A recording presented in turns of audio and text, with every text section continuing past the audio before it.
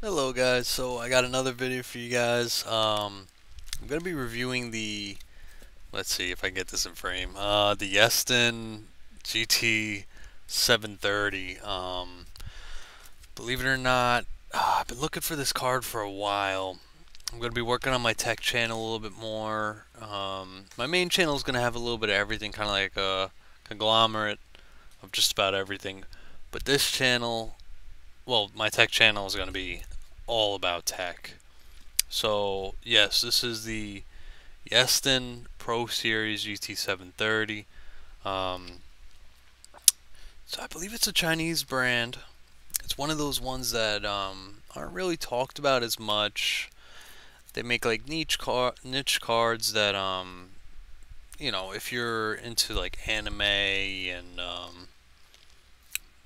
you know bright colors, decals, they're pretty good for that.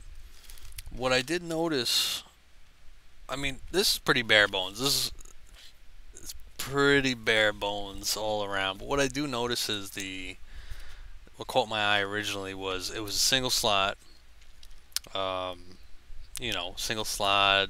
I don't know if I could say it's a low profile, but I'll show you the card now. This is one of the ones that stood out to me a while ago, and at the time the graphics cards were very expensive, and this was fairly cheap, and I kept hearing, oh well, Yeston, they're actually a pretty good brand, and you know, um, depending where you get the card from, like you got Zotac. For a while, Zotac had a pretty bad rep, but now you think of them as like a household name, or at least some people do. In my opinion, they're a pretty good brand. But yeah, I've heard this brand was pretty good.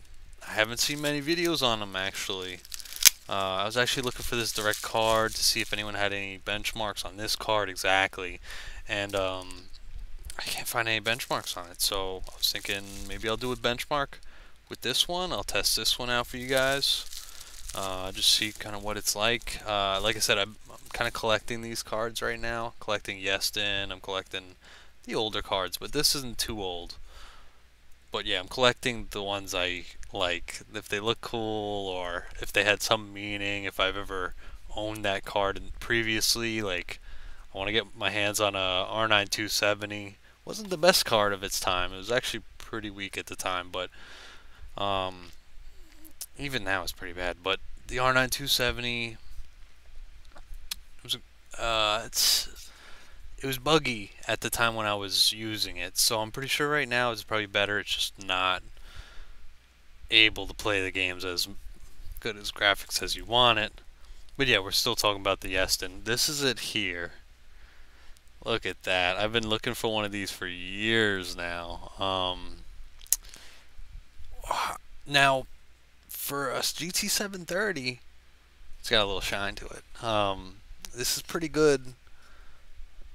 It's got a pretty good cooler for a GT730. Black PCB, we're all looking for that. But yeah, that being said, I was wondering why they're considered so good as a brand, but not many people really talk about them. They're apparently a lot more popular in Asia, but they're not popular here. So maybe, this is a $200 card, give or give or take 100, maybe 120, 130. I got it for dirt cheap on eBay from a seller. But other than that seller, I was seeing them go for, 130 all day. So I'm trying to figure out why so much, I was looking online, and I had looked at Amazon, and I saw that the card's core clock was at 993. And the clock, as far as Newegg goes, is at 700 megahertz. And then the memory clock on the Newegg GeForce, now we're talking GeForce NVIDIA, is 1400 megahertz. The one for the memory clock on this card It's supposed to be 1600, so I'm just trying to see because I have two different GT 730s.